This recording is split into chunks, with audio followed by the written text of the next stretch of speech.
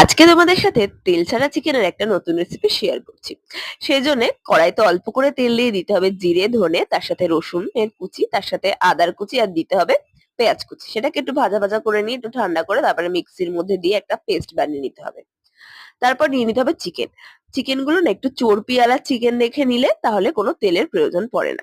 তো সেটার সাথে দিয়ে নিতে হবে হলুদ গুঁড়ো, নুন, তার সাথে লঙ্কার গুঁড়ো, টক দই, তার সাথে চিকেন মসলা আর দিতে হবে সেই মসলার পেস্টটা দিয়ে ভালোভাবে এটাকে ম্যারিনেট করে রেখে দিতে হবে ১ ঘন্টা।